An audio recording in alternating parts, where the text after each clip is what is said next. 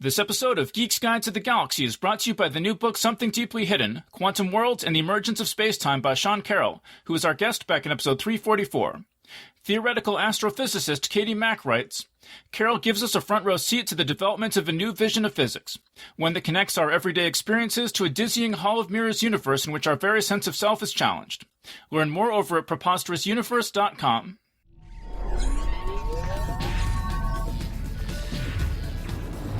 Wired.com presents The Geek's Guide to the Galaxy.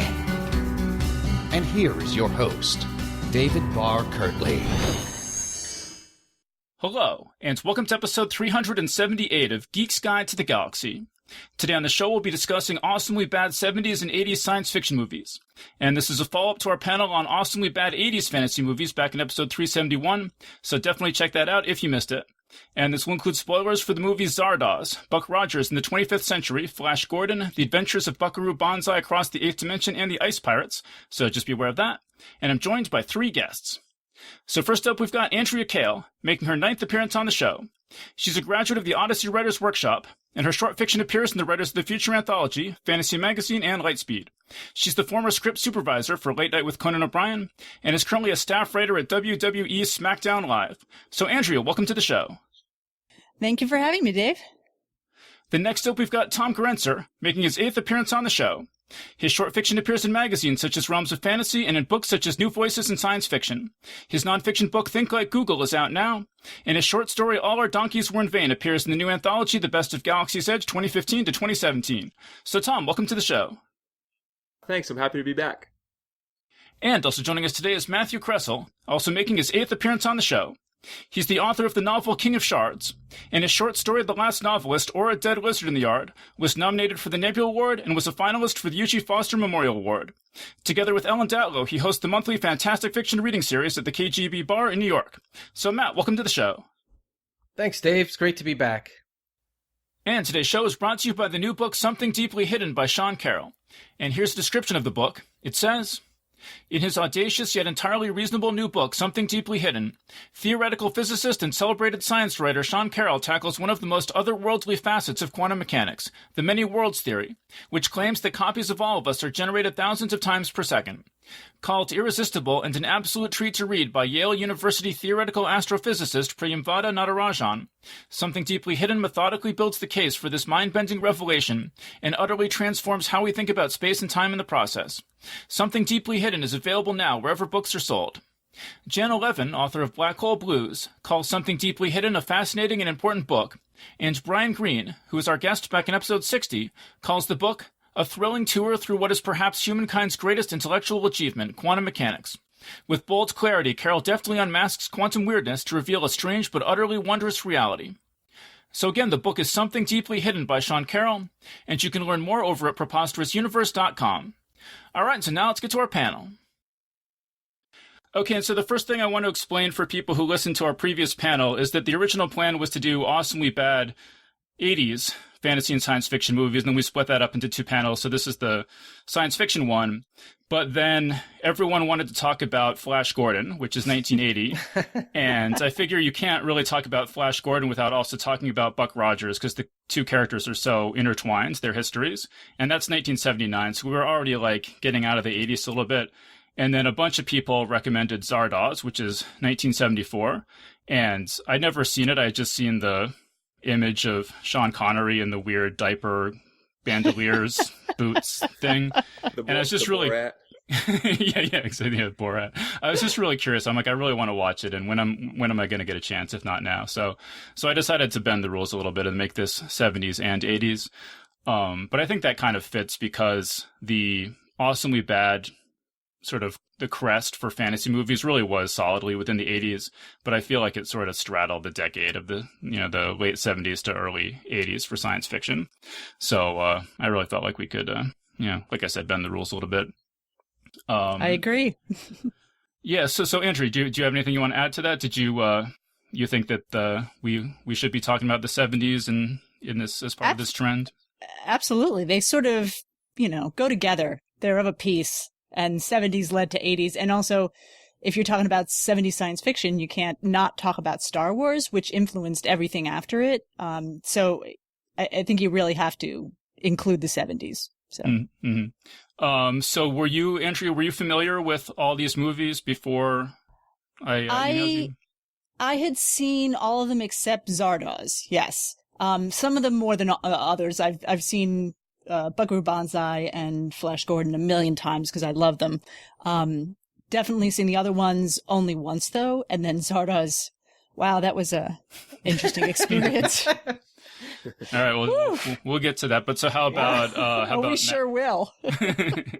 How about Matt? Had you seen all these movies before? Or? I'm the same as Andrea, so I had seen all of them except Zardoz.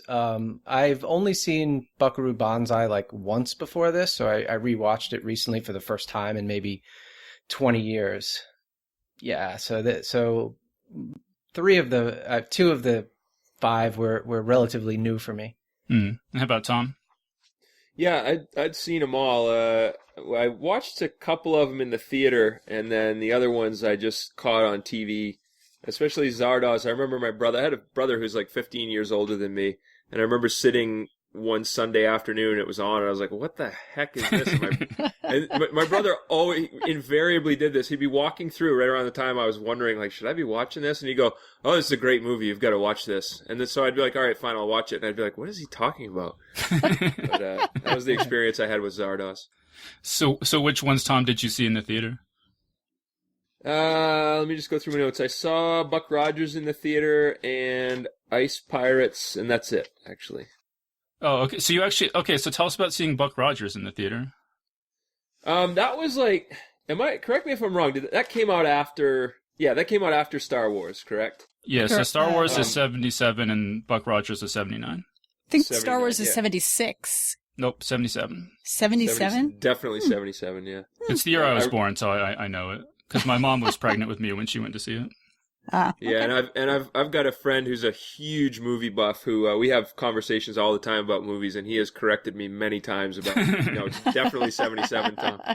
So anyway, yeah, I had seen Star Wars in the theater actually with this movie buff friend when I was 7 and he was 8, or I was 8 and he was 9, and totally world changing. I remember my mom even liked it. She was like, oh, it was like a fruit salad. There was like a little bit of everything for everybody. I was so excited about it. And then anything science fiction after that was okay with me.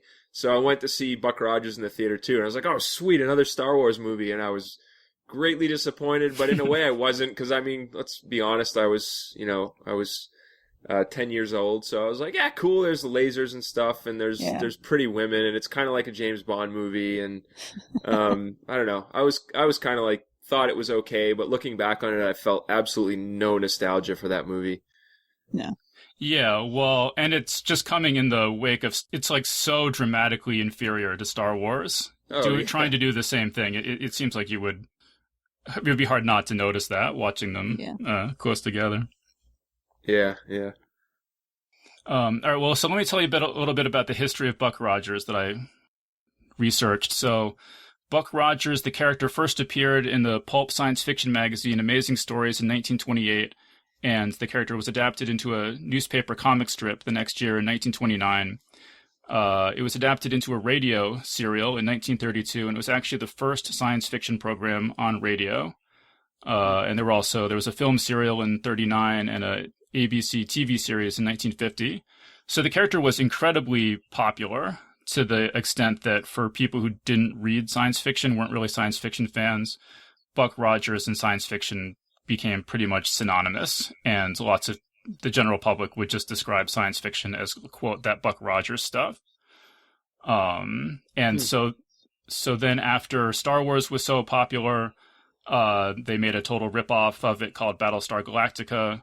And then that did well enough that the same producer of that, Glenn A. Larson, he was going to see if lightning would strike twice. And this Buck Rogers in the 25th century thing was his, attempt to replicate the success of Battlestar Galactica, at least the financial success of Battlestar Galactica. So how about, let's go back to Andrea. So what did you think watching Buck Rogers in the 25th century? Well, I remember the TV show, and this was, in fact, the pilot for it, but they released it in the theaters. I remember seeing it, but only once. And honest to God, absolutely shocked by how terrible it was. You remember just watching one random episode of the TV show? No, I remember I saw several episodes. I think I really liked it. Not as much as Battlestar Galactica. I was obsessed with Battlestar Galactica. But I saw the series, and I remember seeing this as the pilot, and I think they ran it on TV as well. I'm pretty sure they did. Yeah. And it was this pilot/movie was just terrible. And just from the beginning, the opening credits with the women in Mylar bikinis, I don't remember that at all, and just shocking in its blatant sexuality for no apparent reason. So that was my first impression of it, was why are all these women mostly naked and rubbing themselves all over Gil Gerard? Well, let me talk about that, because when I watched it on NBC.com, and the intro that I watched was actually, I thought, pretty cool. It was not that one. It was, you sort of see him kind of falling into this like expanding circles of the future, and it has. I think that was the TV open, not the film open. Right, and Okay. they put it on the NBC pilot movie version, but that was the TV open. But I read a little piece about that, how the original open was the one you saw, Andrea, for the movie, because they were trying to go for like a James Bond opening where they had, like James Bond always had like these women like floating around in space with their hair flying around and holding guns and all this. Well, it makes sense now that you say that. Makes total sense. It looks exactly the same. Yeah, so they went for that, and then when they were putting it on TV, they were like, "What was that opening supposed to be? That has nothing to do with the movie or anything. Let's just change it and make it more like have to do with the TV series." And they're like, "Okay, fine, that makes sense." Was the producer Broccoli? What's his name? Also a producer on this. He's a producer on one of these movies. Who was the producer of all the James Bond movies? I didn't notice him. I did. I made a note, so I'm wondering. He's definitely the James Bond guy, but I didn't notice that he was connected with Buck Rogers at all. One of them is. Shoot, I know one of them is. I guess I didn't make that note, but yeah, Broccoli it might be this one, which might explain that opening and this James Bond. Yeah, yikes. Yeah, because for people who haven't seen it, I mean, and by the way, Dave, I love that you said beware, because we're going to have spoilers for these, because you're going to ruin lives with this if you don't say that. but I, when I was watching that opening, I was like, I don't know, I was just kind of blown away by it too, and I had a point, but I think it's gone. It's gone off into space 1999 or something. Well, let me just set years in the future. Let me just set up what this show is about. So there's this fighter pilot in the year 1987, I think, and he goes off on some experimental rocket or spaceship or something, and there's some sort of weird accident, and he ends up getting through an odd confluence of circumstances put into suspended animation. And then his ship is retrieved 500 years in the future, at which point Earth has been pretty much completely destroyed in some sort of, I think, a nuclear war or something like that. And there's basically just one city where everyone lives. And so it's very precarious. And Chicago. Yeah. Yeah. New Chicago. Yeah. Yeah. And there actually, there might have been a couple other cities now that I think about it. But basically there's not that many people left. And they have no crops, right? And so they have to negotiate with aliens for crops. And so there's these aliens called the Draconians, who they somehow from the name are not able to guess are bad guys, who they're going to trade with. But the Draconians are a sort of an evil galactic empire and are secretly running pirate attacks against Earth's forces and are planning to double cross them and conquer Earth as Buck Rogers arrives on the scene. And so Andrew, you said that your initial impressions were that this was terrible. Let's get Matt in here. Do you agree? Were your first impressions that this was terrible? It's a terrible show. As a kid, I loved it. Anytime it was on, I'm like, oh my God, Buck Rogers. And I remember liking it like any episode until Tweaky showed up. And then Tweaky showed up. I'm like, hey, Tweaky, leave. Get out. You're so annoying. You can speak English. Why do you speak in this beady, beady, beady? Like, oh, I want to just like break that machine so much. Can I bring up one thing? Yeah. I was looking on the IMDb. The voice of Tweaky is Mel Blanc. Is Mel Yeah. Blanc. Yeah. Yeah. Yeah, the Bugs Bunny guy. Yeah, that freaked me out too because I grew up with Tweaky as well, and I remember I actually liked him when I was a kid. How old were you, Matt? When you Oh hated him? God, I was probably 10 or something, maybe. Okay, so I we're mean, we're the same age then, but I liked him, and I remember kids in school like imitating him, and now I look back at it, I feel exactly the same way you do now. I'm like, what is the point with this robot? But I remember Well, liking he's him. a very obvious R2D2 like rip Yeah. off. Right. Yeah, and actually they were just going to have him, I read the piece of trivia that they were just going to have him talk in that kind of beady, like just kind of like beeps and boops and stuff, and then somebody else was going to be his translator, like somebody can only speak for him, and then they were going to kind of, I think it was the, what's The his name? doctor. The round, the kind of coin-shaped robot, AI. Yeah, thing. Dr. something Dr. or other. Theo. Yeah, that's it. something. Dr. Theopolis, sorry, that is him, yeah. But I think they were going to have him be his translator, but then it's almost exactly like C-3PO and R2-D2. Well, he kind of does that. He kind of does translate for him. But then Tweaky speaks English as well. And then when Tweaky speaks, he sounds like a Catskill comic. You know, he's like, "L'chaim." You know, Yeah, that's right. He does wait a say minute. that. Like, what? That's a direct quote. You're speaking in robot language and you can say L'chaim when he drinks a like, what is happening? Yeah. Yeah, I feel like everything in the show is such an obvious ripoff of Star Wars, even Yeah. though obviously the character goes back farther. But it's obvious that my understanding is that Buck Rogers' character was a different sort of personality, but they've obviously tried to make him Han Solo, and they've obviously tried to have the dynamic between him and something with an M. Wilma? Or Deere? Wilma. Wilma. Right? Yeah, Wilma. Like have a Han Solo, Princess Leia dynamic between them. Yeah. And it's like trying to do that, but it's like so falling flat. You know, I mean, he's just utterly insufferable, I've found. Yeah, I couldn't stand him. Yeah. Although I have to say, Erin Gray she played it straight, and she was good for like what they gave her. I was like, you know what, she did a really good job with what they gave her. She was the best thing about the whole show, which isn't saying a lot, but she was real. Yeah, as far as everything else goes, she outshined everybody else. Yeah. That really isn't saying very much. No, but you know, She was trying to do that strong woman, but also, I'm not as. What did she say at one point? That was infuriating. Oh, That was absolutely infuriating. It was like, oh, I'm in charge of the security forces for an entire planet. But you know what? Now that this guy from 500 years ago is here, I realize that really I'm just a barfly. yeah. I'm a woman too. She's like, you do something to me, or I feel something. What did she say to him? What was that? I've never felt these feelings before. I don't know what's happening to me, which is amazing because honestly, he's from 500 years in their past.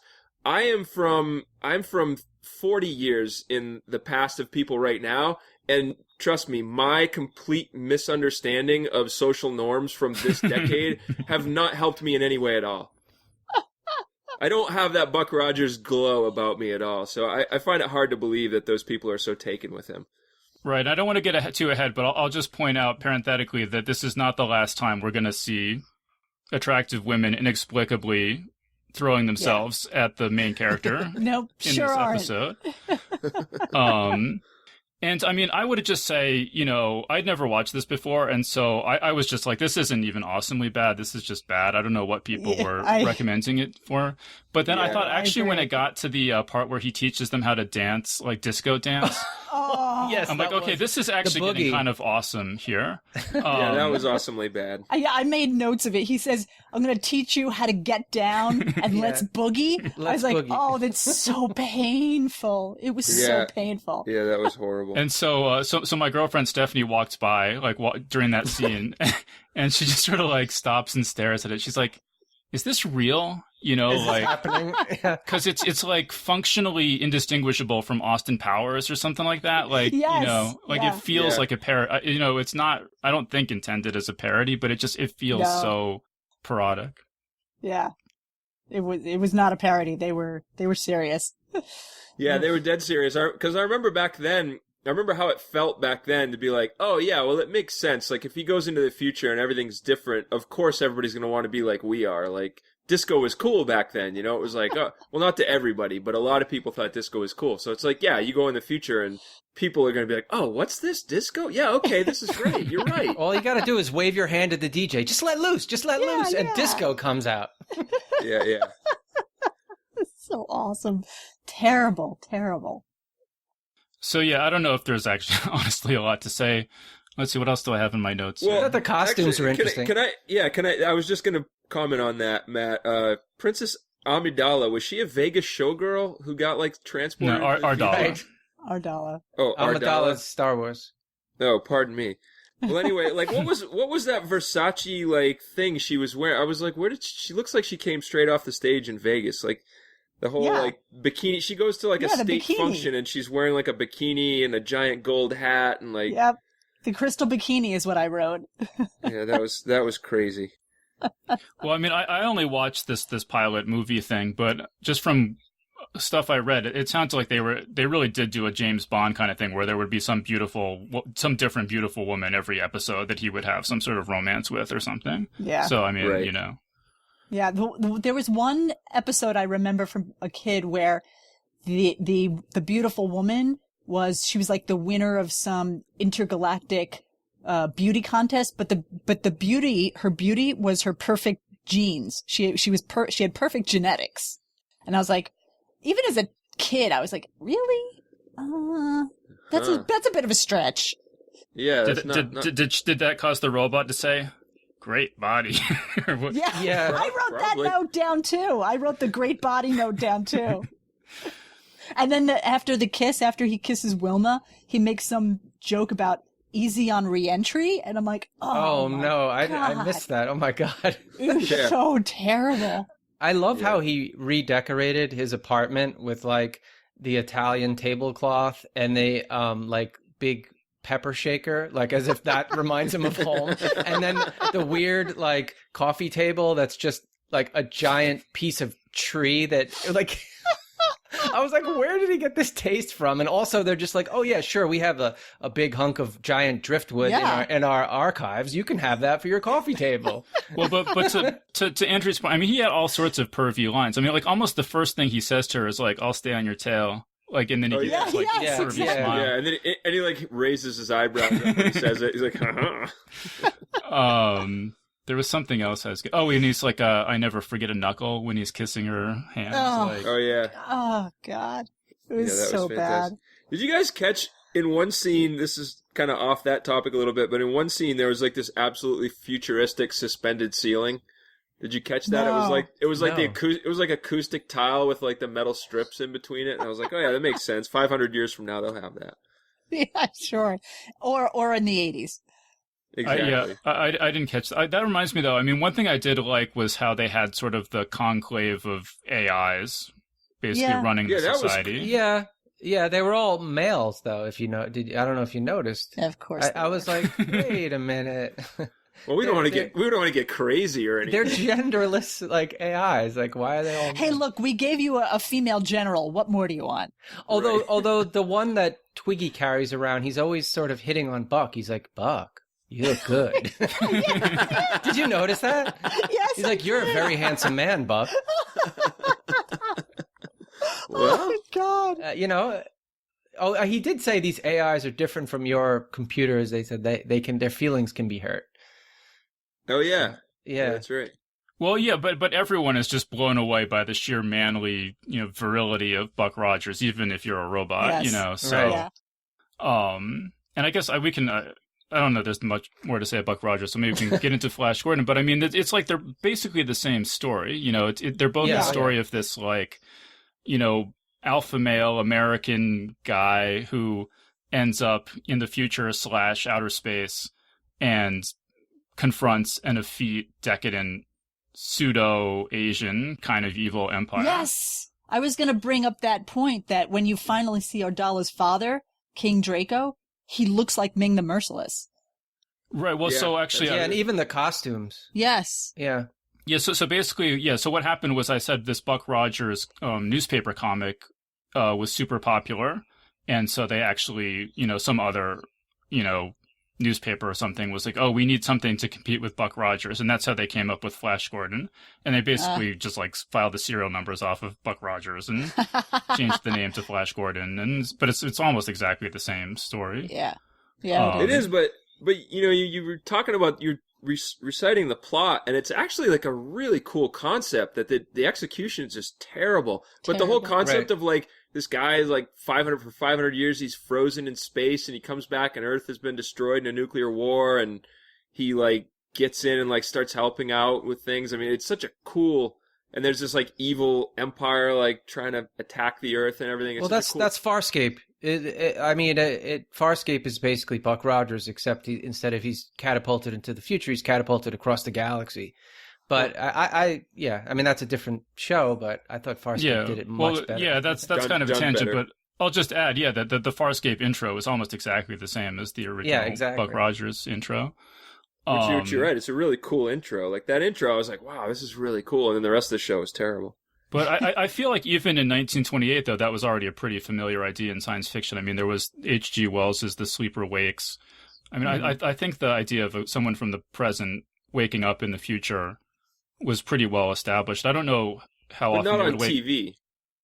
It was pretty cool. It was pretty groundbreaking for that day. They just could not resist turning it into like chips in space.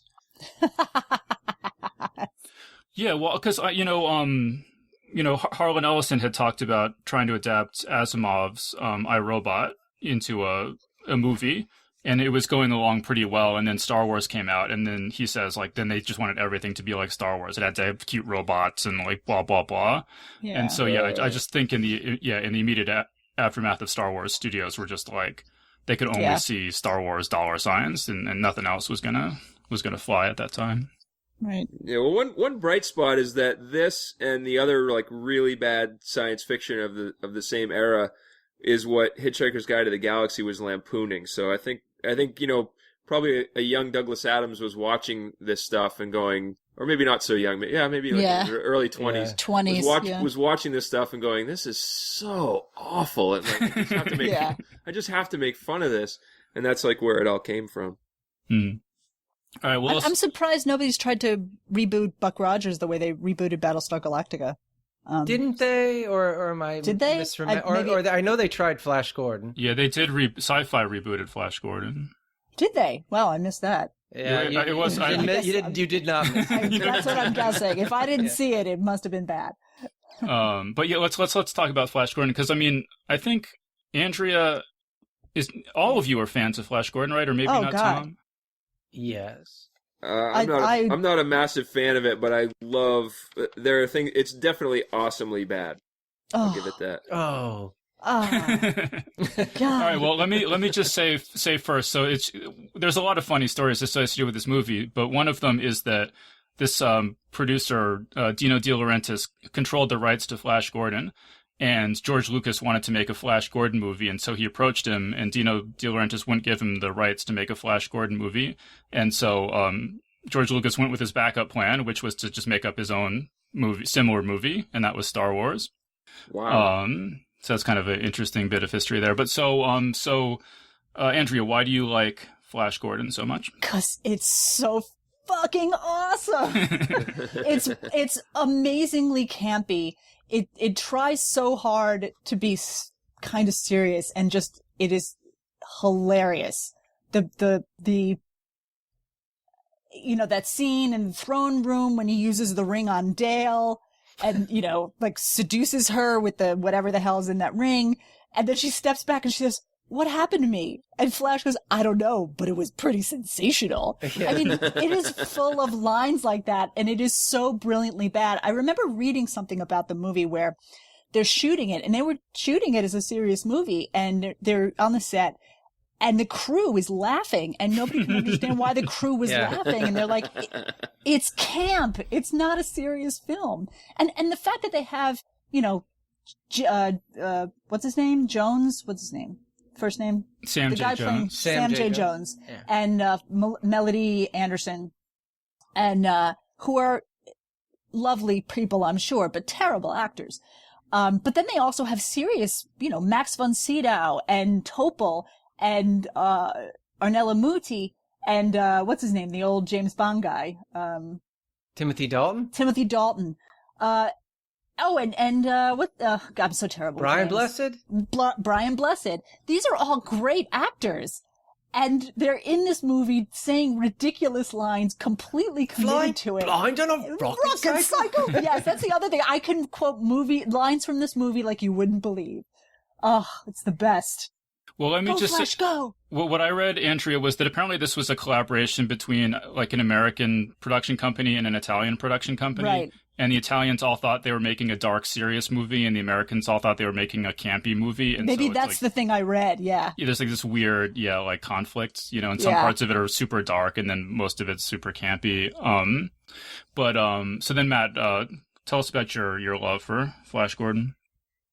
I've loved this movie my whole life. I remember seeing it in the theater, and I very explicitly remember the point when Timothy Dalton, Prince Baron, and Flash Gordon are fighting, and then Brian Blessed, Prince Voltan, like uses his remote control and almost kills him, and then Prince Baron goes bastard, and my sisters both gasped, and then like at the time I was like, I didn't know what that word meant. I'm like, what does that mean? Like I remember that to this day. I've seen this movie so many times. I had the soundtrack on audio cassette. Oh, yeah. And I would listen to it over and over and over again. And it had all the quotes from the movie on it as well. So I could recite the quotes, from the film. And I, to this day, I'm like in the middle of the street and I start quoting this movie. Yep. Flying blind on a rocket cycle? I'll send you a homing beam. Flash, I love you, but we only have 14 hours left to save the Earth. Save the Earth. Flight us on board. I mean, just the whole thing.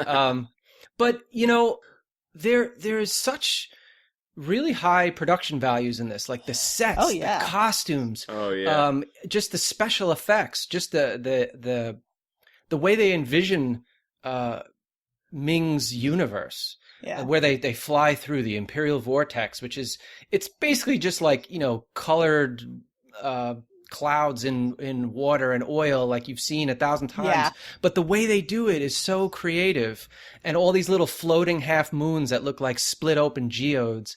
It was just so like visually weird and interesting as a kid that I just was like enraptured by it constantly. And then you top this all off with a soundtrack from Queen. I mean, you can't, like that last 30 minutes of the movie, I rewatched it again, and that last 30 minutes, I'm on the edge of my seat like I'm 12 years old. Like, I'm like, go Flash, go, I've seen it so many times, and it's just, there's something about the energy of that scene where the Hawkmen are fighting, and then you have that like electronic music, like, second wave, dive, and they're all going in, and then it's just this battle scene, and it's just a super fun movie. There's so many ridiculously campy lines. Like Topol as Zarkov, who I when I rewatched it this last time, I was like, he's kind of the real hero in this, not Flash, because he's crazy and he kidnaps them.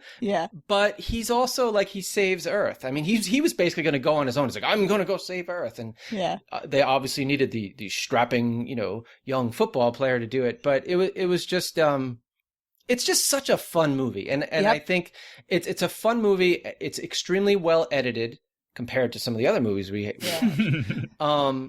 the pacing is good. The music is good. Obviously, the acting is not great, but that's made up for with just the ridiculously campy lines. I don't know. It's fun. That's all I will say about it. Yep.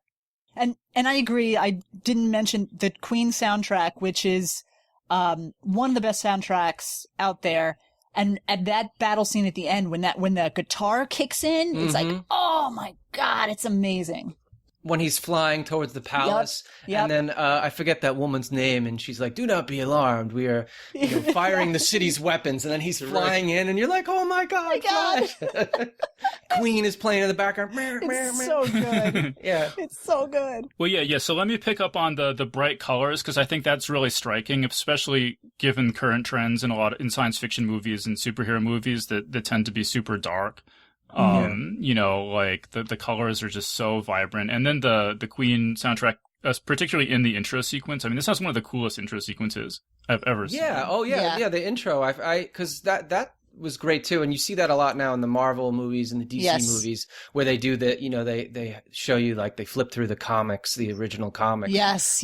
But this with Queen playing, it was like, I'm already psyched, and the movie hasn't even started yet. Yeah. And it also the bright primary colors of the Marvel movies are exactly mirror this, color scheme for this movie. I like that he already had his logo before he goes off to save the universe. I know. He's like, wearing his own shirt. Well, like the cover of the magazine that the two pilots, the airline pilots, it has the Flash Gordon logo. I'm like, oh, he's such a good quarterback that they're like, let's give him a logo. and they also put his name, the logo, on his coffin when they kill him. Yeah. It's like, what? Executed by Ming the Merciless, Flash Gordon. So funny. See, Tom, do you have anything else you want to say about Flash Gordon? Well, I didn't.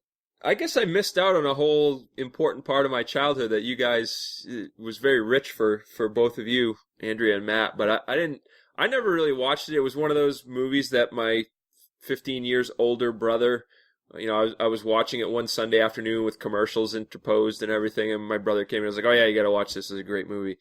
And I didn't see it in the theater, and I think I watched like parts of it and kept flipping back and forth between that and like a nature show or something, and never watched the whole thing, and then had to pay $9.99 to watch it now, and was irritated. But I thought it was really good. I mean, I didn't think it was a really good movie, but I was thinking, like, wow, this came out right around the same time as Star Wars, and like, Dave, you were making the point that like everything had to be Star Wars right around then, and all I kept thinking was, this movie's not good. It's not like a really good movie, but just what they were going for, it was like they didn't even see Star Wars.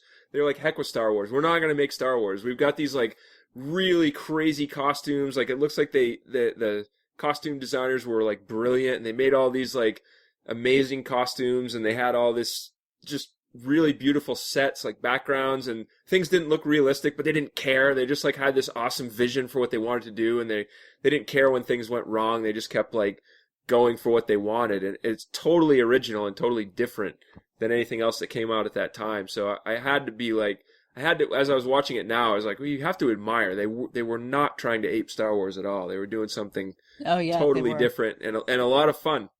There was a lot of fun stuff in it, even though I don't think I'd go back and watch it again. Unlike you, Matt, I didn't have like a, I'm not sitting there the whole time like, oh, this is so awesome, I gotta watch this again. Water is leaking from my eyes. Water is leaking from her eyes. They're called tears. It's a sign of their weakness. Let me say something I turned up in my research. So in part of why is Sam J. Jones so bad in this movie? So apparently he had done almost no acting before, and the producer saw him on The Dating Game and was like, oh, he would be, he looks like Flash Gordon if he just dyes his hair blonde, because his hair obviously is not actually blonde. But then there was a lot of, this is just what I heard on a YouTube video, so I haven't double checked this or anything, but what they said is that there was a lot of friction on the set between Sam Jones and Dino De Laurentiis that actually ended up with Dino De Laurentiis punching Sam Jones and sending him to the hospital. Wow. Which, and then That's subsequently awesome. Sam J. Jones just went AWOL and he just left and flew home, before they'd finished the movie. And so he wasn't around to do like ADR to do pickup lines. So they ended up just bringing in a completely different actor to overdub all of his lines throughout the entire movie. So that's if his Really? lines, look like Wait, they're like, what? yeah. So that's not him speaking at all? Yeah, it's not his voice doesn't appear in this movie. Oh my God. Wow. That's so surreal. Yeah. Wow. I never knew that. That's bizarre. That's why you listen to podcasts like this, Andrea. And it's true. So I can You're repeat right, stuff I Dave. read on YouTube or heard on YouTube. But I mean, I do. Go ahead. No, you don't. I mean, you must have picked up that there's something like weirdly like dubbed seeming about his performance, right? I mean, Honest it to doesn't God, seem. no. I don't Not think at I ever all. noticed that. I noticed something was weird, but I just figured it was something that happened in the 70s, like things they just like redubbed lines and it didn't They quite did, match, actually, or they quite had a like bit. yeah. So I didn't really notice, but now that you say it, it makes total sense. God, now I want to hear his original voice saying those lines and see how different they are from what I. He does remember. appear in what's the movie Ted the Bear, the Living Bear? Yeah, Ted's Ted. Oh yeah, but that's like I don't know how many decades later. Yeah, no, that was the people's voice changes and stuff. Yeah. Well, it's like if you watch the original Mad Max movie, not Thunderdome, but the very first one. Mel Gibson had such a strong Australian accent that they were like, "The heck with this! Let's just redub his lines with somebody else." And so it's not his voice, and it's nobody else in the movie's voice either. But if you go back and watch the original, it's bizarre how different it sounds. Yeah, they did that in that Tarzan movie from the 70s or 80s. Andy McDowell played Jane, right. and her voice, they hated her voice, so they dubbed her over with Glenn Close. Wait, Yep. so I haven't seen Ted, but so yeah, he makes a cameo. Like Yes, he does, because they're obsessed with the movie. the characters in really? Ted are obsessed with Yep. Flash Gordon, Huh. Yeah. and then he just shows up like at a party or something. Or... Yep, he shows up at a party. Yeah. Huh. So I just want to make one note. I had talked about Albert Broccoli before. What I had been confusing him with Dino De Laurentiis, who was the producer of this movie, who did the Dune from the 80s, which was incredibly terrible in a wonderful way. Yeah. But the writer of the movie is Lorenzo Semple Jr., who is an amazing writer. He wrote 3 Days of the Condor. He wrote some James Bond movies. I think he wrote the original Batman series. He wrote the pilot for it. So it's so funny they get all these, like, this amazing writer, and he writes this incredibly campy movie that, with these lines that are amazingly campy, and yet he wrote 3 Days of the Condor, for God's sakes. It's extremely campy, but having watched all these, movies together, I realized like how well plotted it is, even though it's campy. Like the pacing of this film was really well done. Compared to the others, at least. Yeah, no, it's very good. It knows how. It's a great structure. Absolutely. Honest to God, one of my favorite movies, I gotta say. Mm-hmm. And I think it's faithful to the I think that's what he was trying to do, is make it faithful to the pulp comics. Yeah. All right, cool. Let's move on to Zardoz. So yeah, mainly I wanted to watch this because the floating head appears in Rick and Morty, and I was like, really, I just heard that was a Zardoz reference. I was like, all right, I'm kind of curious to watch this movie, and then a bunch of people recommended it as a awesomely bad. It was movie. just bad. It was terrible. Well, so let me tell you the backstory is that the writer-director John Borman, he had made Deliverance, which had done really, really well. And so he was a hot commodity in Hollywood. And so he wanted to make this movie, but he knew that the studios wouldn't greenlight it, basically, if they knew what it was. And so he said, like, he gave them only, I think it was Fox, he gave them only an hour to read the script. Yep. And they had to, say yes or no just right then without, the executive wasn't allowed to call anybody, I think, and ask permission and stuff. And so, so he basically, the executive read the script and had no idea what it was about, but didn't want to lose John Borman, so basically signed off on it. And the story, let's see. So, it's in the story in quotes. It's in the future, and pretty much everyone has died. All of humanity pretty much has died, and the most of the Earth is sort of a wasteland where these execution, or what are they called? Exterminators ride around on horses, gunning down anyone they can to keep the population under control. And there's this giant floating head of that they worship as a god that sort of appears periodically and gushes out firearms to help them with their slaughter. And so one of these exterminators is Sean Connery, Zed, and somehow he sort of stows away on the flying head and makes it into the vortex, which is this sort of sterile utopian society ruled by these immortals who have kind of telepathic crystals in their foreheads, and they, are sort of have masterminded everything to keep the rest of the population under control, but they're super miserable because their lives are meaningless. So Tom, what were your initial impressions of Zardoz? When I first saw it, this was another one of those where my much older brother was like, "Oh, you got to watch this movie," and he's like, "Oh, it's an epic, like, classic science fiction movie," and I was like, "Really? How did I miss it?" And then I watched it again as a preteen or probably a teen on TV, and was thoroughly mystified by it. But watching it disturbed me back then, but watching it again now, it disturbed me again 40 years later. So, I was also struck by the fact that when I was younger, like, here I am sitting here now watching this thing on my phone, and one of the first lines in the movie is, "The gun is good, the penis is evil." Right. and I was like, okay, so far everything's not really science fiction yet. Everything makes sense. But what struck me is they edited out the "penis is evil" line on TV in the 70s, but not "the gun is good." So that was kind of an interesting thing. I think this actually could have been a good movie. Like, my overall impression of it right now is it could have been a good movie if they hadn't, it just kind of went too far. Like, it had a lot of good concepts and a lot of good things about it, but they just kind of went way too nutty and wacky on a lot of stuff. Yes. So Andrew, what do you think? Oh my God, it was so terrible. My first comment that I wrote down was, "Good God." And the last comment I wrote was, "What the actual fuck?" Yeah. Well, do you agree with Tom? Because I agree that the premise is kind of interesting. I mean, I think it's over familiar. I mean, apparently it was based on an Aldous Huxley book or story that I haven't read called After Many a Summer. Yeah.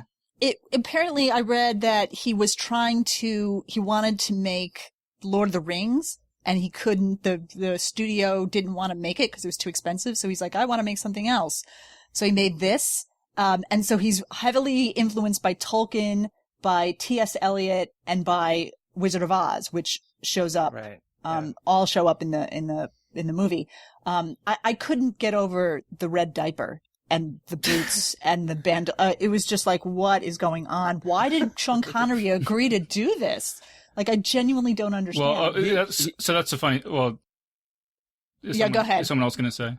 Well, I was just going to say, I read an article about this, that Sean Connery, he was in all the Bond movies, and he was awesome as Bond, right? Before Bond, he was basically, he was a model, and then Broccoli discovered him and was like, you could be a really good actor. You've got it, this like mythic thing that some just super charismatic men have. And he's like, I can teach you the rest. So then he was Bond for decades, and then he got done with Bond, and he was like, well, what am I going to do now? And he couldn't get a part to save his life. And then he took this part because I guess it was originally going to be Burt Reynolds, which would have made a little bit more sense. Like, he had the kind of, I could picture him a little bit more as Zardoz than Sean Connery. But then Connery took the part because he was starved for work. And I don't even think he made very much money. I think there was some story in the article about how he offered to, like, they were going to have a chauffeur, but he was like, no, never mind the chauffeur. I'll drive myself around so you can pay me a little bit more money. Yeah, he was living at John Borman's house. Okay. Wow. Yeah, so that's why he's in it. But halfway through the movie, it struck me that it looked a lot like, it reminded me a lot of Excalibur, and then I realized it's a John Borman film too. Like, it's very similar in that. It did feel familiar. Yep, exactly. And I did read a lot about it. It's, he intended it as social commentary, but it was so pompous and I just didn't care what I didn't know what they were commenting on or what the comment is. I finally figured it out at the end, like, technology is bad, go back to nature kind of bullshit. But it was like, by the time I got there and the ending of them just sitting there and aging, I just like, oh my God.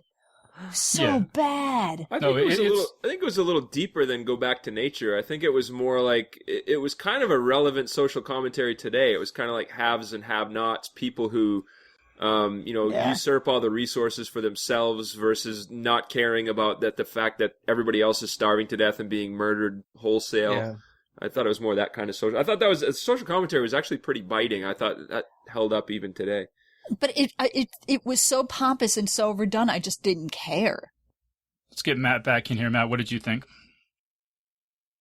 Well, I think there was there may have been a movie there if you cut out maybe 40 minutes of them just moaning. Yeah.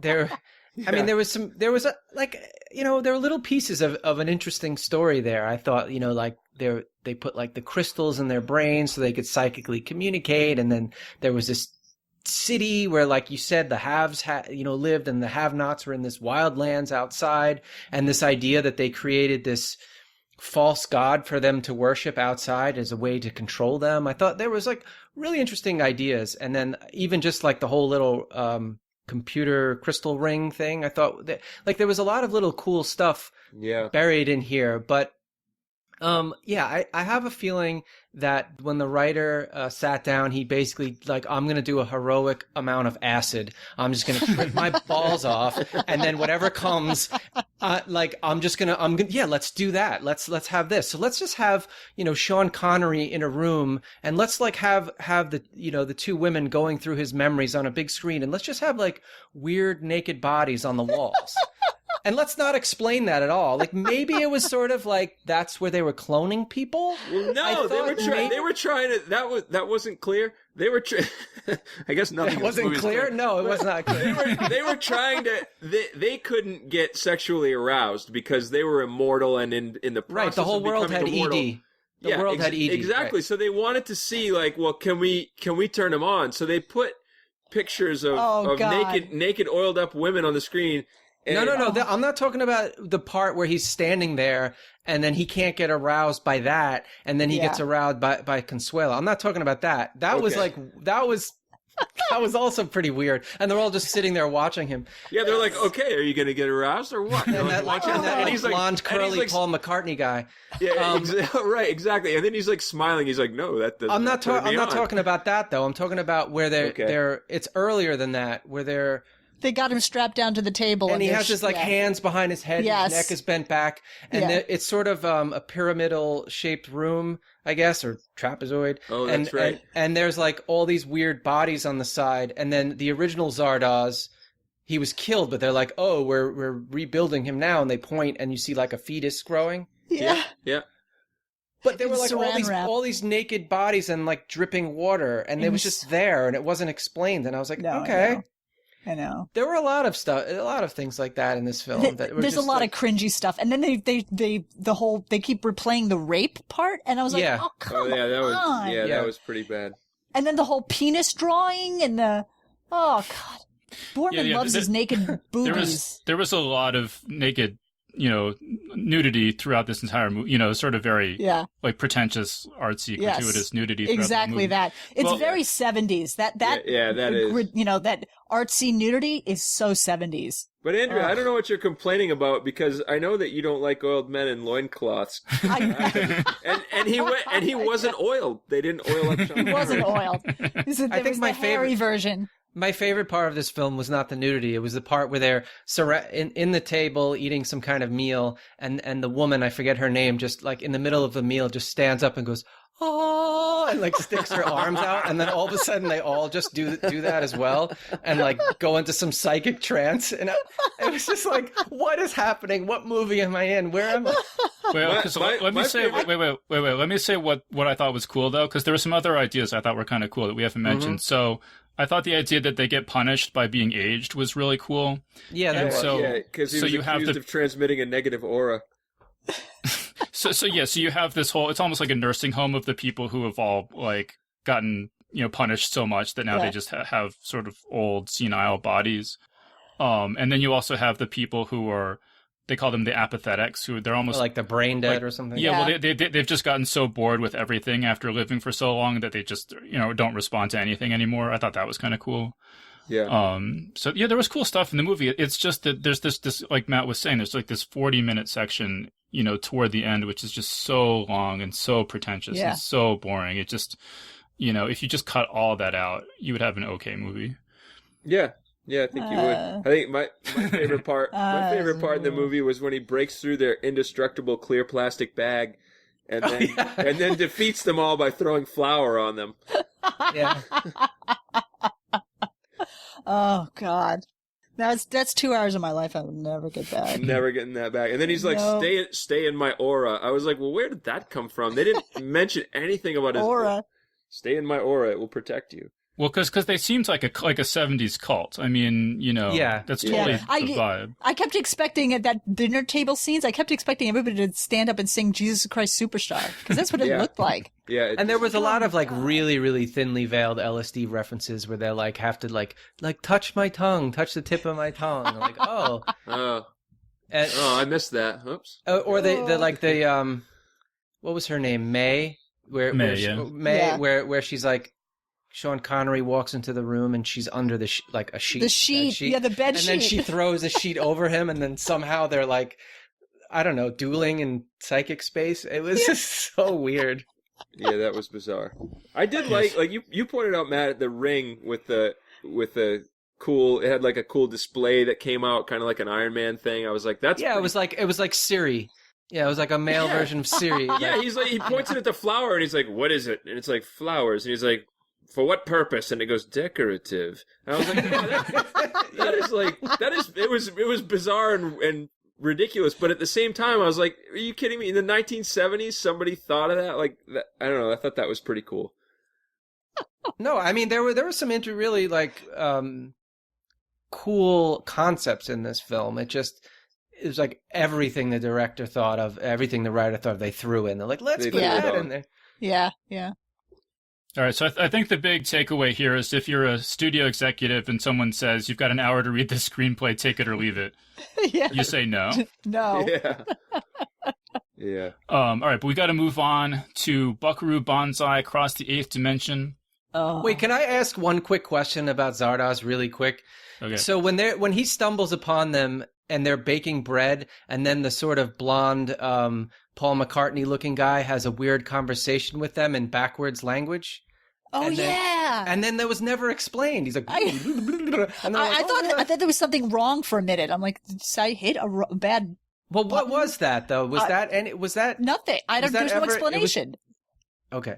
All right. Sorry. I think I assumed I was having a stroke at that moment. Okay. All right. I think I wished I was having a stroke at that point.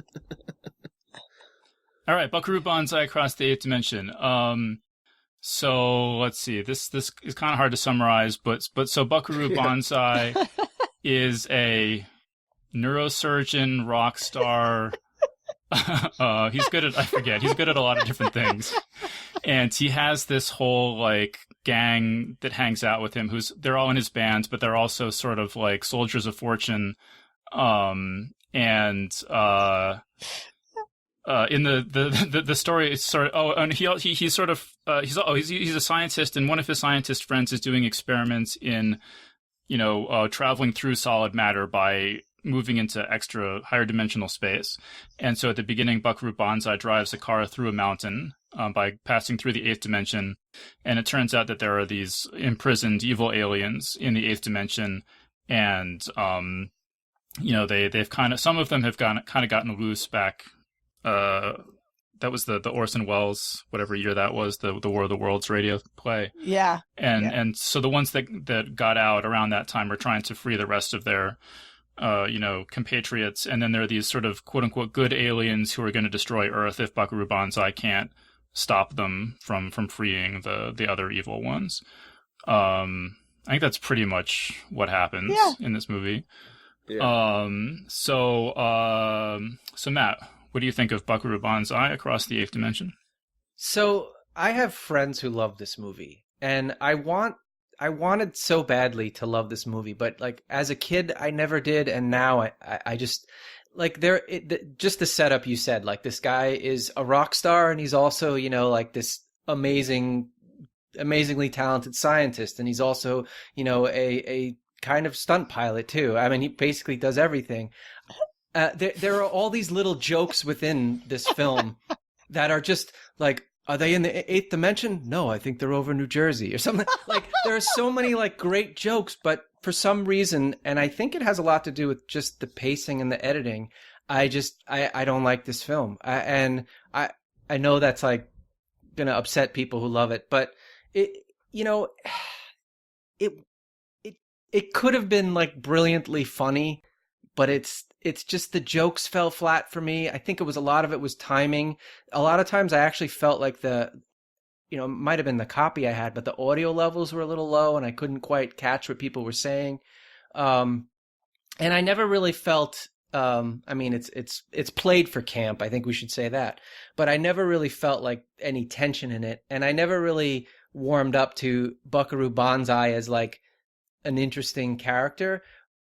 For me, the best part of this film is the ending. If you watch the credits and they're all like dancing in the whatever you call that, the canal, the L.A. River. And that's like, oh, that's great. Okay, and like I said, there are little parts here, like Jeff Goldblum, like any scene he's in, I love him. But I don't know. I mean, maybe you guys can sway me. I don't think so. I'll say I pretty much agree with you, Matt. I mean, I think that the scene where he drives through the mountain at the beginning is awesome, and I think the credits are so incredibly awesome that it makes you like feel like you just watched the best movie ever.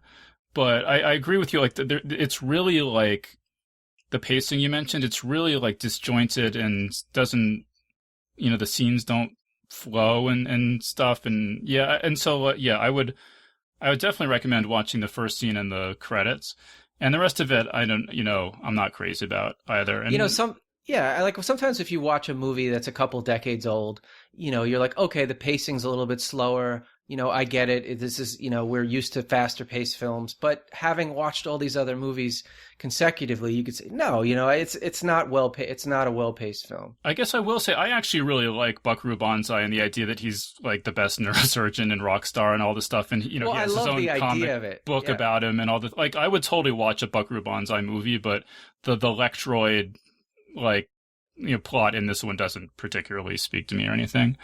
But so how about Andrea? What do you think? I actually asked Tom first. I want to hear what he has to say. All right, Tom, what do you think? I'm not going to try to sway you, Matt. I really wanted to, like, even back then, I think I watched it on TV when I was like 16 or 17, and I really wanted to like it because I was like, oh, like you said, it's like a neurosurgeon and he's a rock star and he's going to go through a different dimension, and it really was everything I was interested in back then.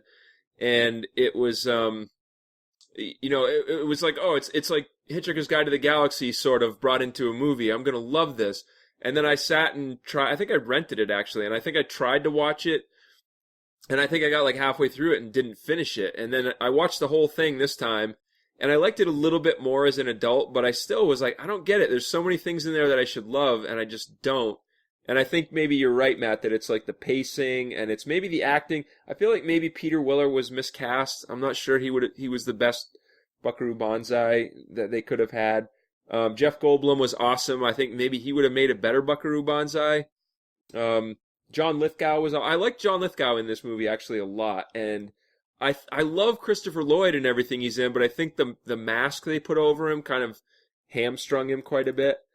But even so, there's a lot of quotes from this movie that my friends growing up repeated over and over again. Like I distinctly remember my brother saying over and over again, "Hey, no matter where you go, there you are. There you are." He used to say that, and I even forgot where that came from because he said it so many times over the years. And when I saw the movie, I was like, "Oh, that's where that comes from. Oh, cool." But yeah, it should have been better. It has so many brilliant ideas, so many cool, fun things. And one more thing about it, just while I'm kind of rolling along here, dude, how the heck did they get? It's like the Back to the Future car, right? Like what? How did that get from there into Robert Zemeckis' Back to the Future? It's the same. It's basically the same car, and it even has a flux capacitor in it. Yeah. That's an overthruster. Well, but it has the triangular kind of shape. I thought this was a truck, though. It had like a truck. It was a truck. It was like... But it had the big vents with the cooling fins on the back and the sloped front. It looked like that so was similar. Very 80s aesthetic, though. Like, I think a lot of... I don't know. I watching it now, I was like, it looked... apart from the fact that it was a truck, but it looked... The shape of it, the profile of it looked just like the Back to the Future car. And then the flux capacitor killed it for me. I was like...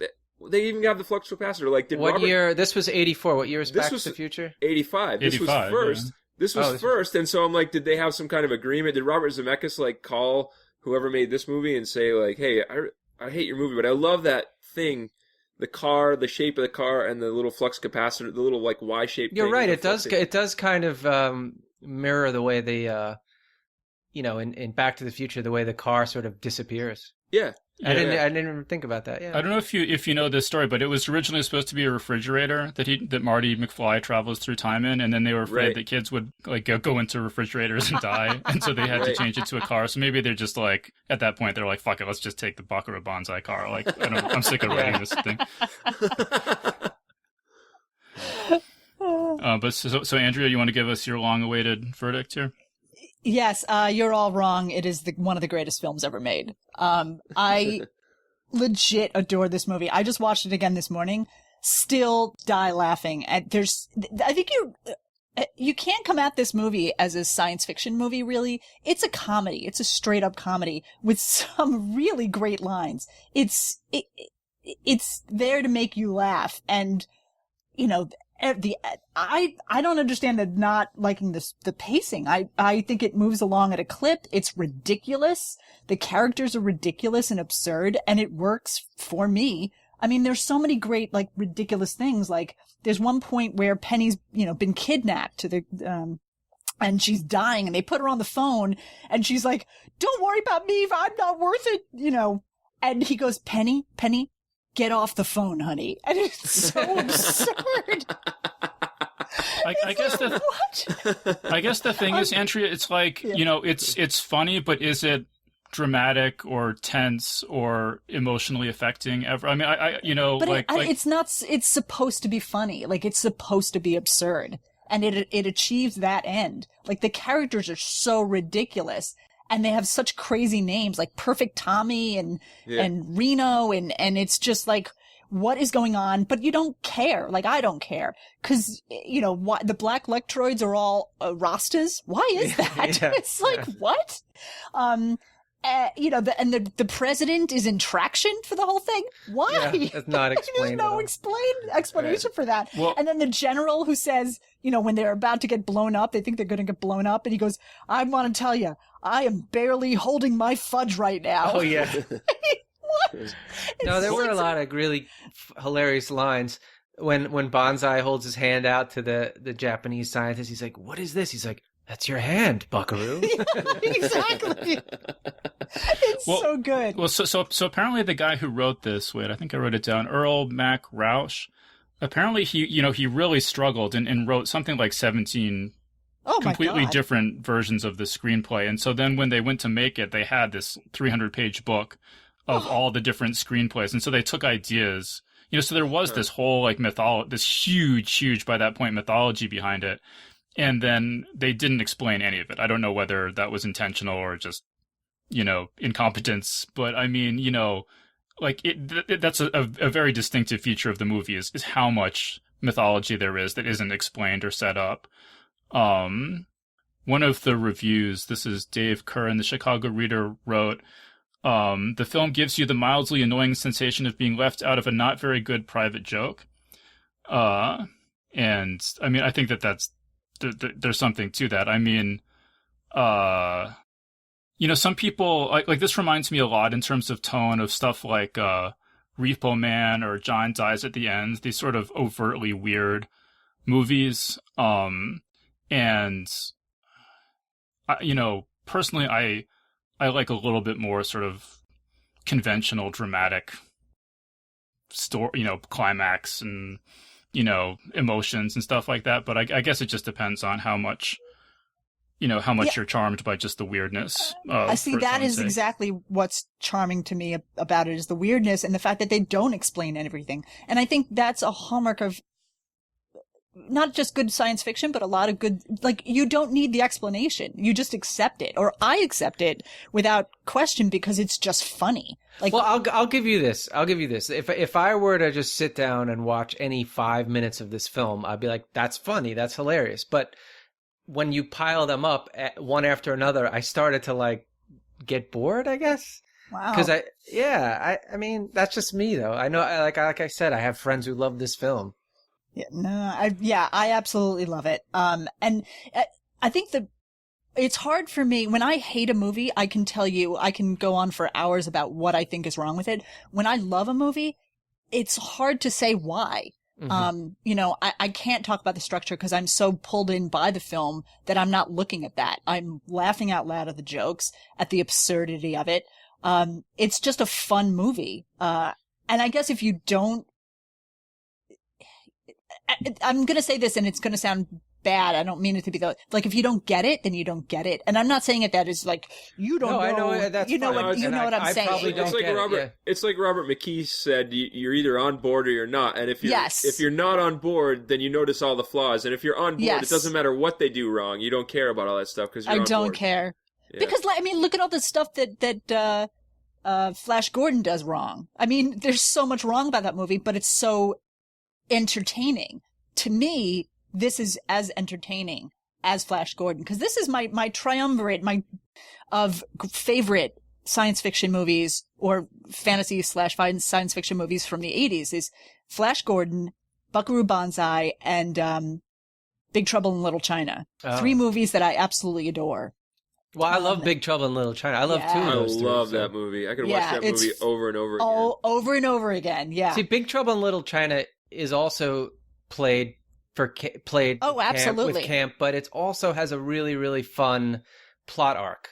Whereas, and to me, that holds together much, much better than Bonsai. Yeah, we're gonna have to disagree. Agree to disagree on this. There's fighting words. They are fighting words. Well, I just think it's funny because I watched this as a kid, and then fast forward 10 or 15 years, whatever. And my memory of it is that it's about a guy who travels into the future, into like a post-apocalyptic wasteland, and there are mutants in the future with bug eyes. And they come back in time, and because he's been to the future, he's the only one who can see them for what they really are. And I was like, I think that's an awesome story. And then I went back and watched this. I'm like, wow, that's not what this is about at all. But like, just to give you an idea of like how confused I was as a kid by what was going on in this movie, like that was what I came out of it, thinking, or how I remembered it anyway. All right. I'm not here to convert you guys. I'm just I'm telling it like it is. I'm speaking my truth. Well, no, but there are a lot of people who, as Matt was saying, absolutely adore this movie. I mean, Kevin Smith is a huge. He says he became a filmmaker. He was inspired by this movie to become a filmmaker. He was actually trying to reboot it in 2016. I think it was going to be an Amazon series, but then there was a lawsuit. They couldn't agree on who owns the rights to what. I would watch that if someone were to redo a series or a movie. I would watch it. I think there's enough there that I would give it a second chance. Not you, Thomas. I mean, if Kevin Smith made it, I would watch it. See, I'm not a big Kevin Smith fan, but okay. I mean, I would still watch it. But the humor for me and the amazingly hilarious jokes, to me, like there's so many great lines in this, just throwaway jokes that are just like laugh out loud funny. At the end where John Lithgow goes, "Where are we going?" And they all say, "Planet 10. When are we going? Real soon." Real soon. Yeah, there was a lot of fun stuff in it for sure. Or they're walking past John Lithgow and the other guy, I forget his name, are walking through like whatever, and then you see like a watermelon. He's like, "What's that for?" He's like, "Don't ask." And then they just keep going. Like, we're not going to explain it. It's just like a watermelon in the machine. I know. It's so funny. Let me also, this is something that turned up in my research that's kind of interesting. So just like, Buck Rogers and Flash Gordon go back to the pulps, at least one person I saw thought that this character was pretty clearly inspired by Doc Savage, who I don't know too much about, but is apparently also a sort of polymath, inventor, hero, adventurer kind of character. And he has a group of followers called the Fabulous Five. And apparently the Buckaroo Bonzai's Hong Kong Cavaliers, each one of them kind of bears some, striking resemblance to one of Doc Savage's Fabulous Five. Interesting. I don't think I've ever heard of Doc Savage. I think it's sort of a 1930s, pulp magazine kind of character. Okay, so I just found that one of the producers of Back to the Future was Neil Canton, who was also a producer of Buckaroo Banzai. and he borrowed several things from Buckaroo Banzai to put them into Back to the Future, including 88 miles per hour. 88 is a common Team Banzai icon, apparently, and it's on the car's license plate. It was HB88.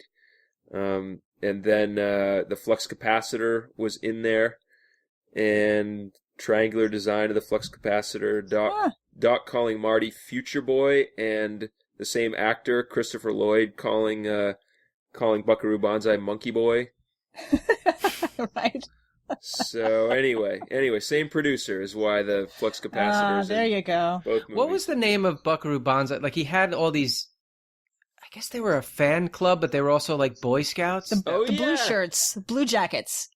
Yeah, they were like Trekkies. They were kind of like Trekkies. It was kind of like a Galaxy Quest. How he like no, but it sounded like the Baker Street Irregulars. It was like the It was something like that.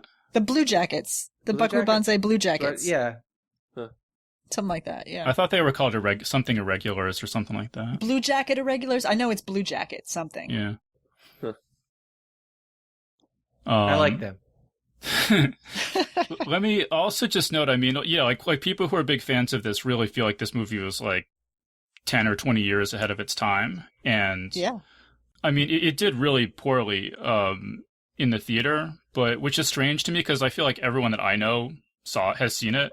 So it really was a sort of like geek culture fixture classic before geek culture really became mainstreamed. Yeah. Oh, all right. Sorry you guys didn't like it. That's okay.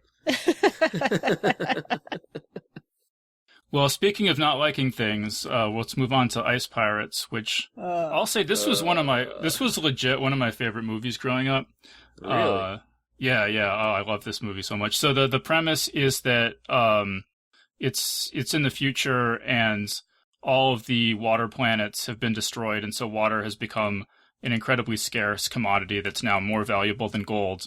And there's this evil order of Templars that mostly control the remaining water supply, and then there are pirates who, and they transport the water as giant blocks of ice.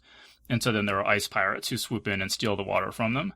And yeah, as a kid, I just thought it was so cool that this idea that water could be the most valuable commodity.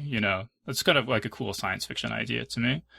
There's a lot more I could say about this movie, but I know Tom was so not impressed not by this movie that he didn't even want to talk about it. So oh, wow. So let's start off with Tom. I actually talk about it. I actually lobbied with Dave to swap it out with a different movie because I was like, I don't see that there's anything awesomely bad about it at all. I just think it's bad, and I don't have any like nostalgia for it. Even when I was a kid, and I did go to see this one in the theater. Again, because I was like, oh, Star Wars, science fiction is awesome. And I went to see this one in the theater, and I distinctly remember coming out and my 10-year-old self, or however old, looking at my same friend who's a big movie buff and saying, that movie just made the future seem like a bunch of garbage. and which, looking back, I'm like, well, but no, I hated it then. I hated it then as a little kid. I couldn't get into it. Even as a little kid who loved Buck Rogers. Like, I watched that Buck Rogers TV show every week as long as it was on, and I talked to my friends about it every day the next day. Like, did you see Buck Rogers last night? And this movie just didn't grab me back then. I was like, this is just awful. The only thing I remembered liking about it was that there was a space herpy in it. I was like, that was kind of cool. Remember the space herpy? I remember talking to my friends about that. And now, like, I'm like, yeah, that's still the best thing in the movie. Like, everything else is just junk. Like, and I love nothing against Robert Urich. I love the guy. I used to watch, there was a show he was in called Vegas that I loved when I was a kid. Oh, yeah. Love Vegas. Driving around a big Gran Torino or whatever it was. Is that where he drives it into his apartment? I don't probably. He drives the car into his apartment. No, that's where he parks the car, in the apartment. Oh, nice. Yeah, well, he would, because he loves that car. It's like his significant other. But like, I loved him, but like, in the movie, I was like, I don't know, he just seems kind of like, it seems like he's kind of there, like, yeah, this is fun, let's have fun. And I'm like, okay, fine, go have fun, but I don't want to watch it. I don't know, yeah, I really didn't get into it. Anyway, it's also, like Buck Rogers, like, incredibly not woke. I guess is the term. That No. the kids No. these days are using. Like particularly when he laughs about giving the woman herpes. Oh Yeah. everybody has them now. Don't worry about it. He's like laughing like, oh yeah, that's not. He basically just wants to abduct the princess because he likes her. It's like, oh, hey, here's a princess. I'll take her home with me. You know, it's pretty awful. Yeah, like a caveman dragging her away by her hair. Right. Yeah, pretty much. All right. But, So wait. So Matt, how much did you like this movie? All right.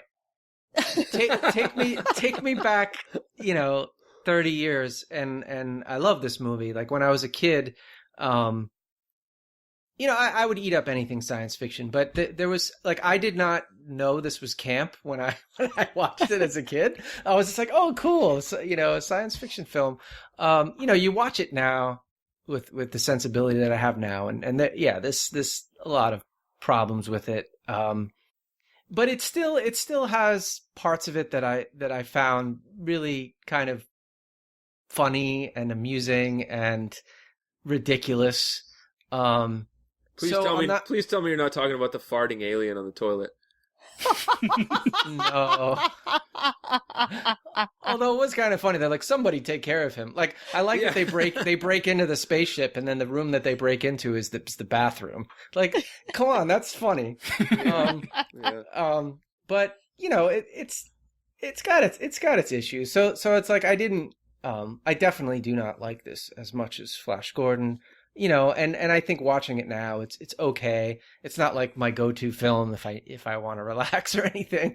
I probably wouldn't have rewatched it if I didn't have to for this. But I remember as a kid really, really enjoying it.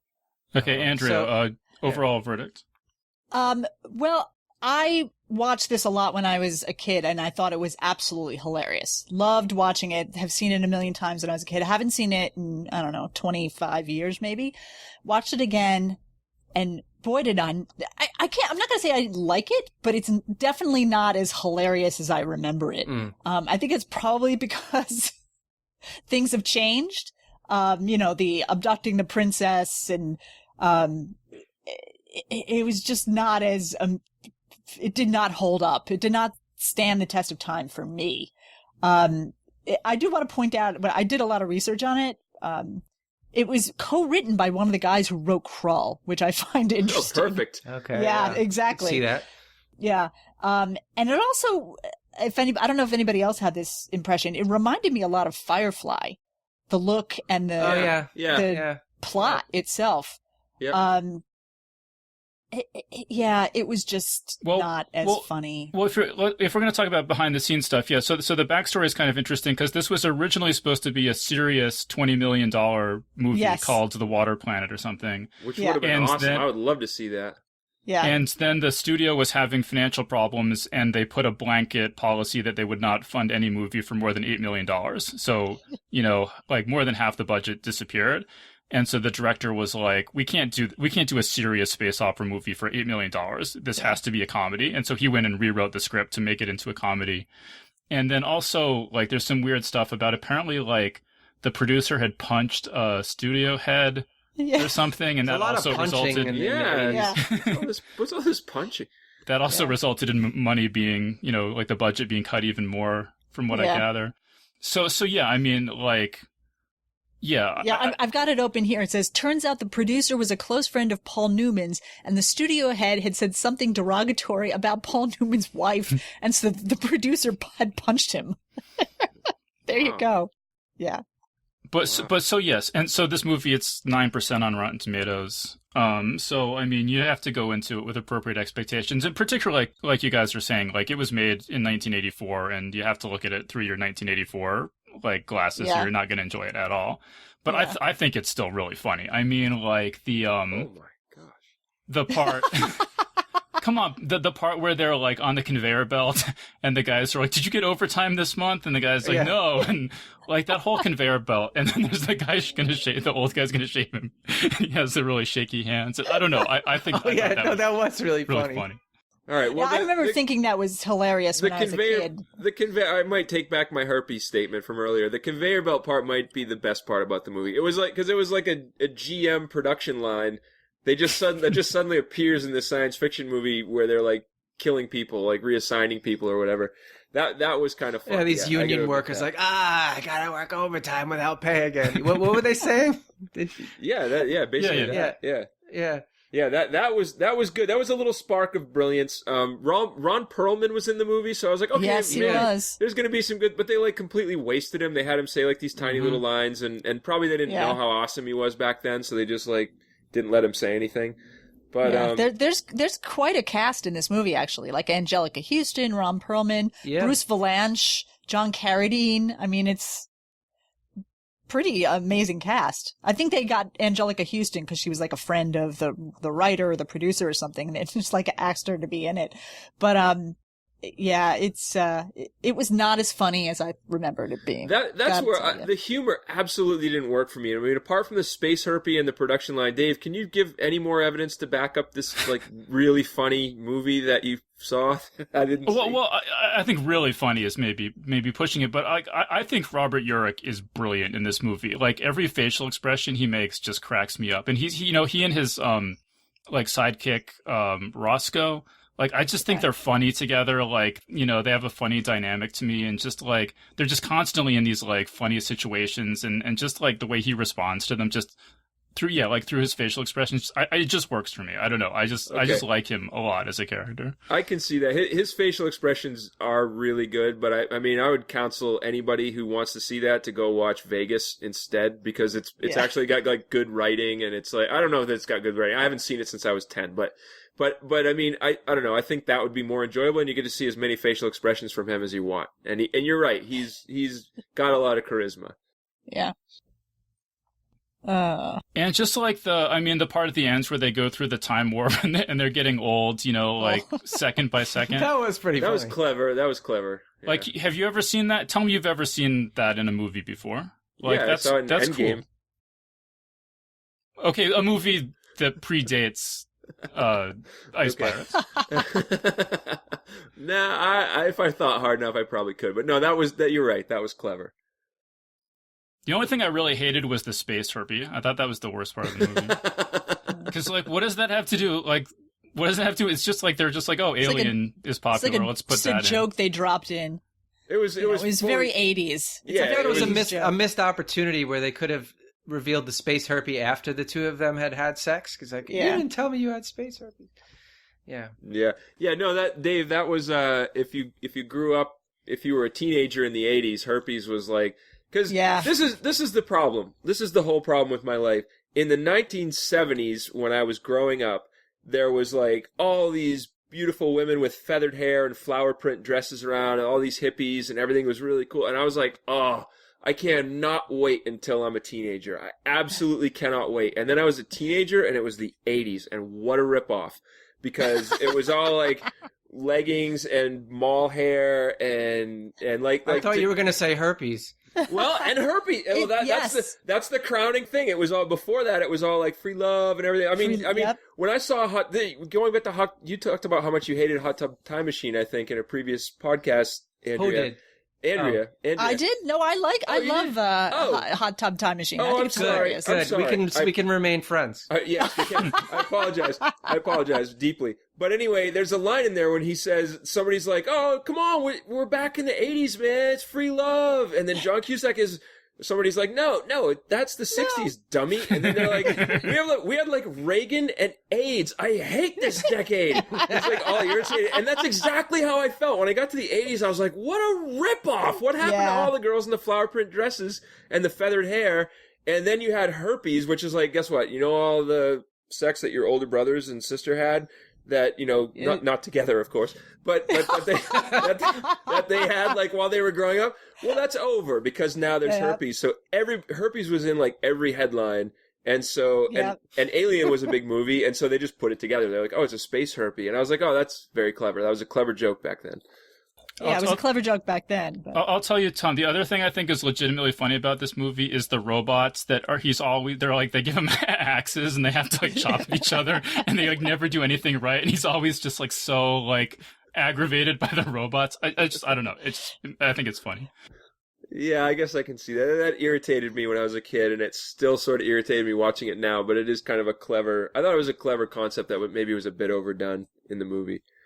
just because that's like my experience, like just the other night, like I was trying to use I just want to play Doom on my Xbox, and like it won't let me log into my Xbox, and like it's like, like I'm like just trying to sign into my profile and it just doesn't work, and it's like it's so frustrating dealing with technology, and I felt like they really like captured like, no, this is what the future would actually be like. You're just trying to get this robot to like attack another robot with an axe, and it just doesn't work, and it's so frustrating. You're just like standing there like, come on. I think it's funnier listening to you talk about it than it was watching the actual movie. Did anyone wait? So you guys all said you saw this as kids, right? No one else thought it was the idea of water being the most valuable resource was a cool idea. That's brilliant. That was in a lot of 80s science fiction. I think it was in V, the final battle was like they come to Earth for our water. That is, it's a common trope. I think, doesn't Paolo Bacigalupi write a lot about that, like water being a resource? Yeah, but I'm talking about in 1984. No, I know. I mean, even back then, I think they're right. I think there was, that did seem like a familiar trope even back then. But I have to admit, when you read the plot of this out, it was like, oh, there's like this, there's these pirates and they haul these ice as big frozen masses, and like, I don't know. I thought the way you described the plot, I was like, wow, I'd really like to see that movie. That's not the movie I felt like I watched. I felt like I just watched like this goofy, like poorly executed, low budget thing. But no, I mean, that's a cool concept. I'd love to see it. Yeah, so I think it would be if someone remade this like with an actual budget, because like as a kid I didn't even notice, but it was weird going back and watching it now, and I'm like, wait, all the bad guys are just wearing what are obviously like off the shelf costumes from some Robin Hood movie or something, Yeah. Like Yeah, and it was that weird medieval knights pirates mashup that just like it was it was so random. Yeah, that was kind of random. The chainmail and stuff was very bizarre. Yeah. Which again, that might have been like a low budget thing. Like the studio was just like, what are we gonna do? We can't afford to design like new stormtrooper costumes. And like, well, they're filming like a Robin Hood. Go to movie wardrobe. Yeah, go to wardrobe. Just walk through and find some stuff. Like, well, what about if we just use like chainmail? It's a surprise that they didn't have like coconuts they were banging together or something. I mean, I can't even like, if you didn't see this as a kid, apparently even if you did see this as a kid, you probably won't like it, but I don't know. There's just something about this movie that just, I loved it as a kid, and I still think it's funny. Now, it's not great, but... I mean, I thought I was going to watch it and laugh as hard as I did back then, but yeah, it didn't capture me the way it did. It's, it's been 30 years. My sense of humor's changed a little. That's good. I mean, clearly, because, script editor on Conan O'Brien. But I mean, I repressed the memory of this movie somehow. This was like a traumatic experience to me. I watched this whole thing, and I was like, I know for a fact I saw this thing in the theater, and there are certain things that I remember from it, but I don't, the whole thing I had blocked out, and I was glad I blocked it out, and now I watched it again, and I'm like, but funnily enough, like, I've written notes on it so I could remember like what I watched, but I really can't remember much of it anymore either right now. Already now it's fading quickly, so I'm recuperating nicely. All right, well, so we're pretty much out of time. I don't know, how overall, how'd you guys feel about watching these movies as opposed to the awesomely bad fantasy movies? Was it like pretty much the same experience, or was it different? Andrea? Well, I guess it was a similar experience. I think I probably maybe enjoyed the fantasy movies a little more. Just, you know what? I think it was equally. This series of movies had, Zardoz, which was genuinely painful to get through for me. So that was one thing. But aren't you glad you saw it? I really don't think I am. I cannot say that it was a pleasant experience. Yeah, I never needed to see that. I'm just glad I saw it, because people post that picture of Sean Connery in that outfit so often, and now I don't have to wonder, like, what the fuck is that? Now you know. Well, no, I'm still asking, what the fuck is that? There's still no explanation for the red diaper. Like, why? Why was that a thing? Oh, God. Yeah, if I never see that movie again, I will never see that movie again, pretty much is what I'm saying. Yeah. But for me, watching, even though I've seen Flash Gordon and Buckaroo Banzai a million times, it's still a pleasure to watch both of those films. And then, what were the other? Buck Rogers. Wow, that was painful, kind of too. But in a sort of amusing, looking back on how bad 80s television was. It was an interesting thing, but I think I enjoyed. I think it was an equal thing for me, except for Zardoz. That was horrendous. That was a terrible experience. Matt, how did these movies for you compare to the last panel we did? Well, I'm a science fiction guy, so I thought I would like the science fiction ones better. I really didn't, except for Flash Gordon. Flash Gordon, I can watch anytime, anywhere. Yeah. As bad as Zardoz was, I'm glad I saw it because there's just some batshit crazy things going on there that I've not seen in any other film. And I'm just like, okay, all right, that was crazy. Like, I thought the film was horrible, but I kind of am glad I saw like these separate scenes were just sort of like, okay, I'm gonna give the writer director credit for being bold in that way. The other movies, like I said, I wasn't super enthralled with, but yeah, I mean, it's always fun to go back and kind of have that moment of nostalgia, and there's always that danger, right? Because you go back and you rewatch something that you loved as a kid and that you haven't seen in a couple decades or more, and then you go back and you're like, oh, I'm gonna love this, and you're like, oh, Yeah. oh no.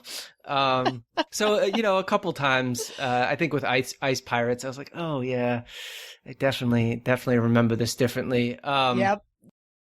Buck Rogers, like I said, I was super excited to watch that show as a kid. Now I really can't stand most of it. Yeah. But it's still kind of cool to go back and revisit that stuff and see how it's they obviously were taking stuff from many decades in the past and re-envisioning it, and it's you could see how this is influencing stuff down the line and the next generation of stuff. So it was just fun. I enjoyed it. Yeah, I mean, I guess it's interesting just as a time capsule, these movies, to think of what, because, when I was growing up, you always thought of film and TV science fiction as being like pretty shitty overall, and and people would make fun of it. And you're like, no, but the novels are really good. I mean, there'd be Yeah. some good ones every once in a while, like Aliens or whatever. But I mean, I do think that this really reminds you of what Hollywood science fiction used to be so relentlessly. It was the sort of like, pulp stories, the sort of 70s eco disaster stories, and then the like people trying to replicate the success, sort of like studio hacks trying to replicate the success of Star Wars. Right. And I guess in that sense, I mean, like I said, I wasn't crazy about Adventures of Buckaroo Banzai, but it's none of those things. It's trying to be art. I mean, Kevin Smith makes this point in this thing I watched. He's like, this isn't art. He's like, this is an art movie. It's like somebody's artistic vision. It's not cynical. It's not trying to be popular or to make money particularly. It's like, this is somebody's vision, and sort of points the way toward some of the better stuff, I guess, that we would, fortunately get down the line. Well, I feel also that watching these movies that are gloriously bad, that it makes you appreciate the movies from that period that are really good, right? So you like, oh wow, you look at these and then you compare them to movies that you like of that era, and you're like, you could really see, how they stand out. So you mean it's like hitting yourself in the face with a piece of wood? It feels good when you stop. Yeah, exactly. Okay. There's less moaning, just like Zardoz. I don't know if that's a reason to watch these movies. Well, I'm trying to think of like the good movies that are contemporaries of these, like I guess Blade Runner and Aliens. Well, the first Terminator, right? First Terminator, yep. And the first Alien and Back to the Future. Back to the Future was 1985. I mean, that was a long time ago. It was a contemporary of these movies, but it was just awesome. Yeah. No, I agree. There were a lot of good science fiction movies in the 80s, Yeah. but you're right, there were just a lot of others trying to ride along on the coattails. And watching all of these things, I felt, Dave, you were asking if we like these or the fantasy better. I like the fantasy better. And like Matt, I'm a science fiction guy, so I was a little surprised by that. But I think I just don't have a lot of patience for bad science fiction. And honestly, I started like more and more singing the theme song to Mystery Science Theater 3000 in my head because I felt like Joel halfway through this. I'm like, they're making me watch these cheesy movies, and probably Dave is monitoring my mind somehow. With a crystal. Right. Yeah. Yeah. Well, so is that your final thought, Tom, or do you have any other final thoughts? No, that's it. Yeah. One final thought is I failed to mention about Zardoz. It kind of got reborn as Eon Flux. It's sort really? It's sort of a similar. Well, it's it's the elites who are immortal, but they can't reproduce, and they're gonna die off if they don't do something, and then in comes this like warrior who starts. I mean, is there a direct line, or is it just that you're just saying it's a similar story? No, I'm just saying it's very similar. Oh, okay, yeah. Well, I love Eon Flux. That's a bit of a trope of people who are immortal but can't reproduce and just get bored of being immortal. It is, but the way they had like the hippie style garden city in the middle of the wasteland, and it was more than just the trope they reused. They reused like a lot of things from Zardoz, and they left all the crazy out, which made it more of like. Did they? I mean, have you seen Eon Flux recently? Well, okay. Maybe they didn't leave the crazy out, but it was cool. Like the original MTV thing showed up as a serial cartoon on MTV, and that was closer to Zardoz, and then they cleaned it up and made it into like a Hollywood blockbuster. And I don't think I've ever seen it actually. Is that... I wouldn't see the Hollywood version. You've seen the cartoon, though. The cartoon is fucking awesome. I might have seen part. I don't think I watched it on any regular basis, so I can't. They would air it irregularly, so I would just watch one random episode and not understand that there was an actual plot arc. Yeah. Because it was like, what's happening? What's going on? There's this weird.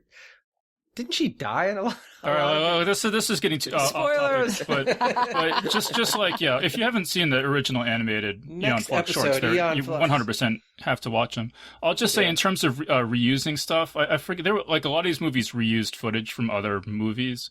The example that sticks out in my mind is in Is it in Ice Pirates? The shot of the futuristic city is like just reused from Logan's Run.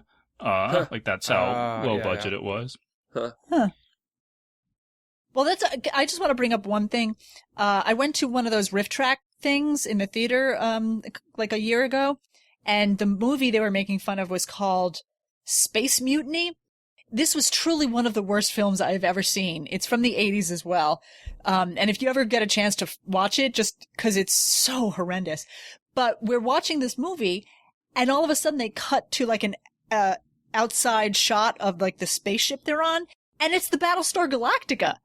Yeah. And I'm like, wait, what just happened? That's the Galactica. And then later on in the movie, they do it again. And then they use the ships, the Vipers. I mean, they used all this, extra footage from Battlestar Galactica. And I'm like, how did, what was it? ABC? How did they license that footage from ABC? It was so bizarre. So I think in the 80s, they must have done that a lot, but it was just the weirdest experience seeing that. Yeah, so I think that's big takeaway here is, these movies, some of them, depending on your tastes, can be a lot of fun, but we're very fortunate to be in an era where you don't see, shots from another movie, plugged into something you would have seen in the theater. And we should all be thankful for that. All right, so let's wrap this up there. So we've been speaking with Andrea Kail, Tom Gerencer, and Matthew Kressel. So thanks everyone so much for joining us. Thank you. Thank you. Thanks, Dave. And that was our panel. So big thanks again to Andrea Kail, Tom Gerencer, and Matthew Kressel for joining us on the show. And remember that Geek's Guide to the Galaxy is made possible thanks to support from listeners like you. So if you enjoyed the show and want it to continue, please sign up to give us $1 or $2 per episode over at patreon.com/geeks. And if you'd rather make a one-time contribution, you can do that via check or PayPal over at geeksguideshow.com/crowdfunding. So big thanks again to everyone who's contributed. We really appreciate it. I also want to thank Sean Carroll for sponsoring today's show. Remember to check out his new book, Something Deeply Hidden, over at preposterousuniverse.com. All right, so that was our show. So thanks everyone for listening, and we'll see you next time. The Geek's Guide to the Galaxy is a production of Wired.com. For more information about the show, visit geeksguideshow.com. To learn more about your host, visit davidbarrkirtley.com. Music and voiceover produced by yours truly, Jack Kincaid. If you enjoyed this program, tell your friends. If you didn't enjoy it, tell no one. Thank you for listening.